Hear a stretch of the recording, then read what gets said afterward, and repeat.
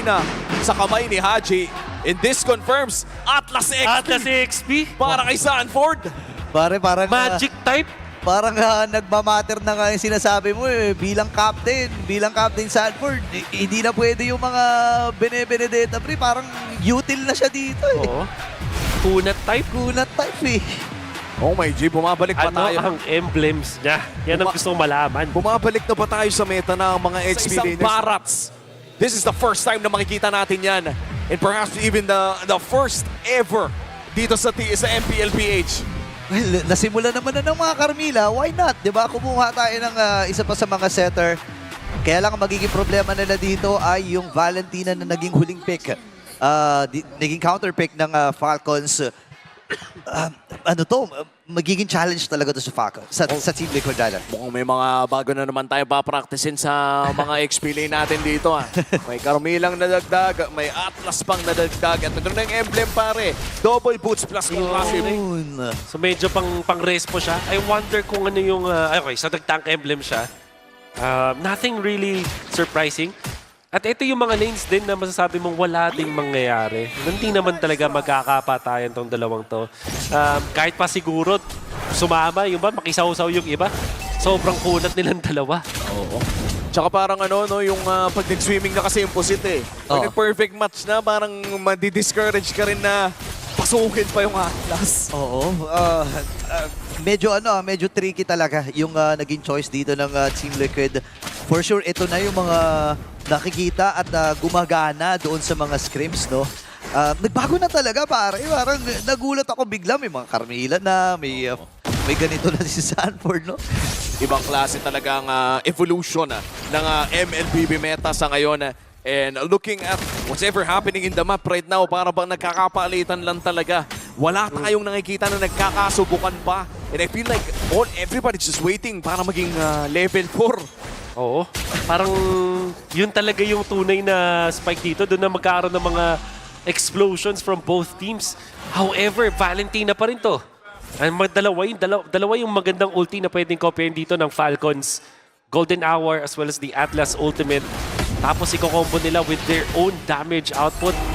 That's a scary lineup. Scary 4-man, in fact, ng Falcons. Oo, nakakatakot pa dito. Napakarami ng pang-control mula dito sa Team Liquid Philippines. Ngayon, perfect match yung gagamitin. Level 4 naman na si Sanford dito. Any moment, pwede niya gamitin yung ultimate. Pero mauunahan siya dito ni Sanford. Or I mean, ni Flap. Pero doon yung Fatal Links. Habang si Flap ay makakatakas din naman. Fatal Links pabalik. Mula dito kay Haji. Hahabol pa dito ang Team Liquid. Pero iiwas muna nila. Kaya lang critical at kalahati itong si Carl. Mukhang bababa ang kanilang kakayahan dito na mag-contest. Pero andito si JP. Pinapanatili niya yung vision. Sakit ng mga dito, mga line of retry dito ni Haji. At this time, si Kylie makakakuha noon. At tinamaan pa nga ng Star Shelter na magmumula kay Sanji. Habang si Kyle ay hahabulin si Carl na patakas na rin.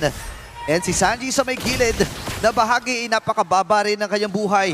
Lalaban ba sila dito? Grabe, tuloy-tuloy aksyon. Ayaw talaga magbigayan ng dalawang teams na ito pero mukhang quits na muna dahil napakatagal ng teamfight na yon. If there's anything na masasabi ko, ang kati talaga nung Rafaela plus the Hirara combination na nakita na natin before. Di ba? Ito yung mismong kombinasyon na tumalo dun sa Pilipinas. Super Marco survives. Kasi every time na magiging aggressive ka as the Hirara, katulad ng ginawa ni Kyle doon, nakabalik pa siya doon sa turtle para makaretry, nahila pa siya ni Ogwen at bigla pa siya nakalaban. Ganun talaga kakati yung kombinasyon. Tapos nakuha pa ni Super Marco, naagaw pa yung Gold Crab. Small wins para kay Super Marco habang binubuhay siya ngayon ni Ogwen with the heals. Pero mukhang may masamang balak ang TLPH ito. Oo nga, tatlong miyembro ang nakaantabay. Ngayon, gamit na rin kagad yung ultimate. And this time, pupuntahan ni JP, mapipicturan. Kaya niya atang patayin itong si Super Marco. Heal! Heal! And yung kill mula kay Daddy Ogwen ang nagligtas dito kay Super Marco. Sila pa nabukulan doon. Mapapakamot ulo ka sa mga ganong kanipis na HP bar. Talaga, maintindihan mo bakit gagawin ni JP yung ganong klaseng play kasi may naka-abang naman eh. Siya na talaga yung magpapasa doon kay Sanji. Watapas na yun eh. Okay, si Kyle. The heal. Okay, ay dali yung heal para Grabe mailigtas. talaga. Hindi magmamatter yung deadly magic na nanggaling dito kay Carl. Ito yung kagandahan ng Raba, pare. Grabe yung Hirara, Rafaela. Tsaka, Double counted. nabibigay na ata si Ogwin kakarinig yung clutch heal! Clutch heal! At saka na-discover namin kasi nila Midnight na nakaka-heal din pala yan kahit Nakalubog. nakalubog. So, napakarami mong dapat i-considera dito. Isipin mo yun pare, lumulubog tapos nahihil mo, napakadaya. At sisimulan na nga ng Team Falcons ang pagong na ito. Ang uling pagong ay napunta sa kamay ng Team Falcons in a 50-50 retry battle. Pero mukhang si Sanford naghahanap na ng away. Okay, Fatal Links ay magagamit, dalawang mahuhuli pero si Haji may sarili Fatal Links. Isa kanya mahuhuli, Sanji nakapatay. Pero magpipicturan yung dalawa. Grabe! Apat pala yun kasi si Kyle ay kanilang habulin. Napakababa na ng HP din ni Haji. Siya mapapatay din ni Sanji.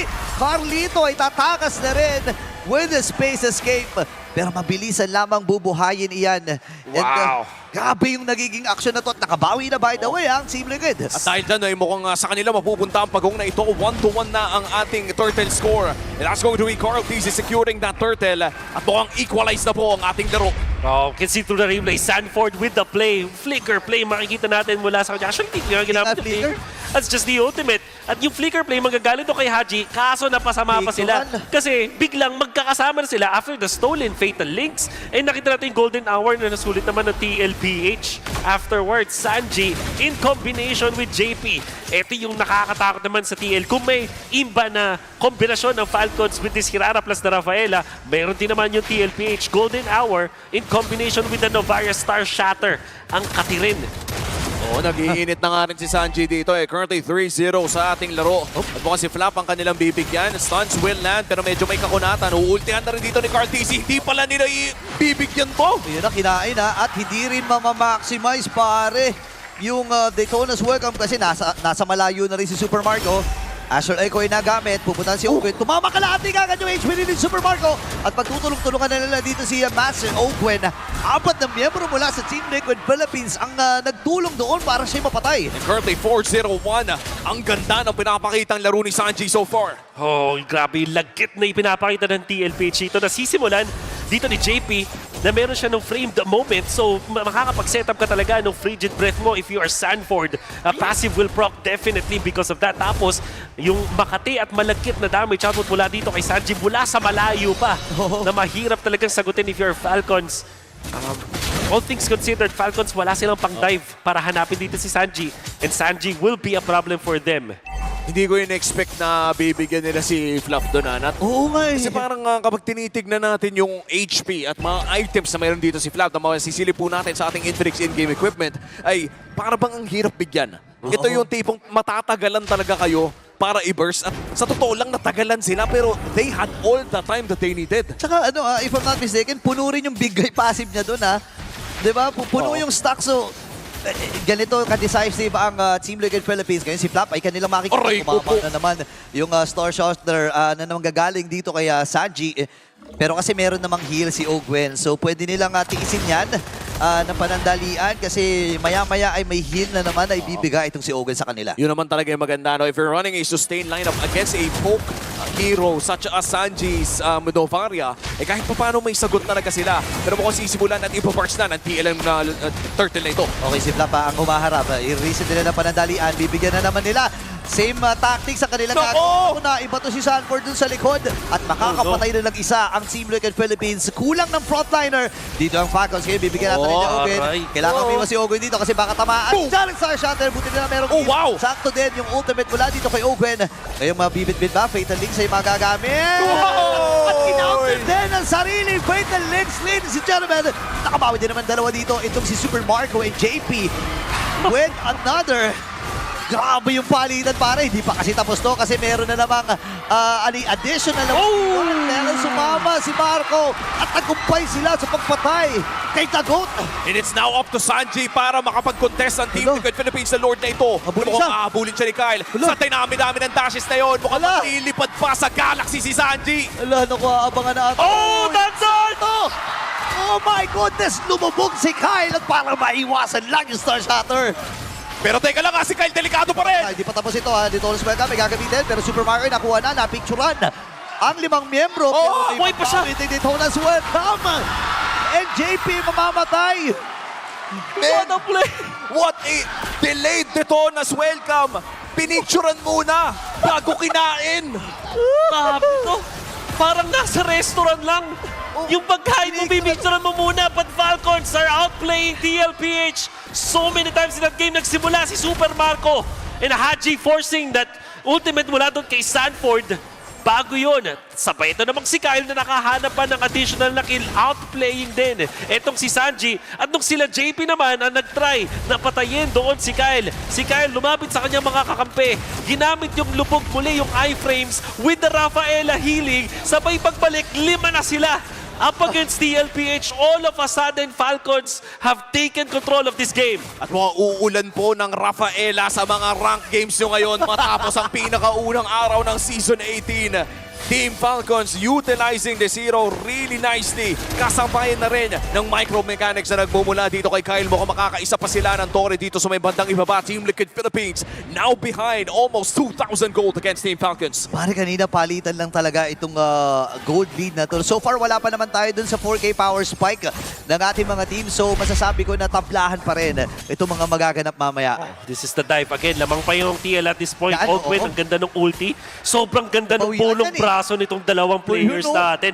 Pero si Kyle, nasulit niya rin yung damage niya kasi 3 yung kanyang natamaan doon. Sanji was low afterwards. Tapos meron pa siyang additional na kill. So, Ayun no. in turn, si Kyle, grabe yung outplay na yun. Alam niyang babagsak na rin mula sa Galaxy. Pero ngayon si Kyle mukhang mag-i-invade. Sanford on the defense. Astal Echo on to 4. Pero mukhang makakataka si Flap with the Daytona's welcome. Walang mangyayari sa laban na yon. Pero mukhang makukuha pa rin ng TL ang kanilang buffs. Yeah, 1.7K ang kanilang gold lead. Again, nabanggit natin, wala pa sa 4K power spike ang ating magkabilang kupunan. Pero maganda dito pare, pumupuno na rin naman. Puro, ano to, magic penetration item para kay, kay The Goat, no? Oo, yun naman talaga eh. This game feels like an eternity pero 11 minutes pa lang ang Oo nga. nagaganap. 11. We already have a lot of action between the two teams. So, at this point, masasabi mo na bigla na lang magkakaroon ng power spike etong si Super Marco kumpara sa isang Clint dahil meron kang AoE damage courtesy of the torn apart memory. At kailangan mo ring i-respect itong pagiging makunat na ni Flap at 88,000 damage taken. Yun na, patry nila i-burst eh. Kaya lang kasi meron talagang heal eh. Yun lang ang magiging puhunan dito ng Falcons. Pwede nilang sunugin lahat ng mga skills ng Team Liquid Philippines. Ihihil lang yan ni Master Ogun eh. Ang kapal na rin ng healing na nanggagaling dito kay Ogwin. Pasok na rin The naman plus. sa late game. And siguro ang magiging solusyon dito ng Team Liquid Philippines is to just try to land those Astral Echoes and Star Shatters again and again. Pero even then, no, kahit yung pacing na ng damage na pwedeng ibato ng Team Liquid Philippines ay kaya nang sagutin ng holy healing na nanggagaling kay Ogwen. Oh, yun ang magiging problema. Tapos meron pang Haji Fatal Links, di ba? Ang dami mo talagang kailangan sagutan dito. Si Kyle. Makikita nila si Kyle, pero napakahirap, napakailap kasing huli. Talaga yan eh. Wow, 12-minute Lord. Nararamdaman mo parang 25-minute Lord yung gravity. Oh. Nararamdaman natin between two teams. And mukhang naghahanap na ng mga orthodox na play ang parehas sa kupunan Team Falcons. Kyle in a prime position to potentially look for Teddy. Pero mukhang may kakainin ng isa. Daytona's welcome. Sino kanyang unahan? Si Sanford nga. Fatal Links ay available pa sa kanya, pero mapaburst na rin kagad siya! Hindi magagamit ni Sanford yung kanyang kakayahan. And yung setup na aatayin sa kanya. Oh my goodness, delikado at ang Team Liquid Philippines dito. And Falcons, na may lumulobo na rin na kalamangan. Magiging 4v5 ang laban. Ako si Ogwen ata mabibigyan nila. Low HP. Ay! Nalilitan ignition pa. And that's going to be Ogwen going down. Hindi pwedeng i-revive ng Rafa ang sarili niya. Hindi talaga pwedeng walang gante ang Team Liquid Philippines dito. At si Kyle ang magwawagi. Ngayon, nagamit yung Fatal Links. Si Haji mamamatay. Ilalaban nila. Pure Fade nagamit. Pero Super makakamatay din. Dalawa kanila Ay! mahuhuli. Habang si Kyle ngayon, ini-intercept lang kung saan dadaan. Dito ang Team Liquid. And Sanford, dahil nga merong clouds, re-respeto muna ang Falcons. Pero teka lang maganda pa rin ang pwesto ng Team Falcons. Potentially pwede silang makahanap. Pero mukhang sila ang mahanap. Sanford looking for Super Marco, forces the flicker. At makakapag-detonas, welcome palayo dito si Flap. By Lord na nagmamarcha sa may bandang itaas. If you are Team Liquid Philippines, paano ka dedepensa dito? Well, you do have yung Novaria. So medyo madali dito para sa TLPH dumepensa. Mabuli siya. Lalong-lalo na meron ng Clint. Lalo na na-distract naman dito ang mga members ng Falcons. This will be an easy defense for them unless itong si Kyle ay makahanap ng opening. Buti na lang, meron sila ditong sentry dun sa may side nila ng purple buff. TLPH will be safe under their turret for now. Oo, and that is a 4 now. Dahil Team Falcons, patuloy pa rin sila na magmamarcha dito sa may bandang itaas. Makakadama ang Lord. Pero mukhang agad-agad din itong matutunaw sa kamay ng Team Liquid. Mid lane naman ang kanilang pupuntahan pero kulang ang minions na meron ng Team Falcons. So far, a great defense para sa Team Liquid. Yeah, may paghinga pang mararanasan dito ang Team Liquid Philippines. Pero so far, napakaganda ng nagiging commitment dito ng Falcons. Talagang piling-pili lahat ng mga team fights na yun. Nice effort though para kay Carl at sa Team Liquid na i-burst kagad itong si Ogen. I believe kung hindi namatay si Ogen, mas grabe pa, mas malala pa yung pwedeng matamasa doon ng Team Liquid eh. Kung iba nga yung namatay, baka binuhay lang ulit eh. Oo nga eh. Parang yun yung medyo no choice if you're up against a Rafaela, especially later parts in the game. Kailangan talaga yung Rafaela yung mapitas mo kasi it's good as no pitas kung sakaling iba yung Kung mapitas iba, mo. parang wala din. Nagsaya ka pa ng mga spells and ults mo. Oo. There is a little bit of concern para sa TLPH dito kay Sanford on this Atlas. Kung papansinin, 6,000 gold lang siya. Way below sa roamer nung katapat niya, which is 8,000 gold para kay Ogwin. At mas konti rin yung farm niya kay JP. So anong ibig sabihin nito? 2 items pa lang siya. Only has the Kiras in combination with the Radiant Armor. So hindi pa ganun kabilis na hindi ganun katagal magstay sa team fights. At kung maalala ninyo, nung pagkapitas niya, nasulit yung Sky Piercer na meron si Super Marco on how fast they were able to take out yung Atlas ni Sanford.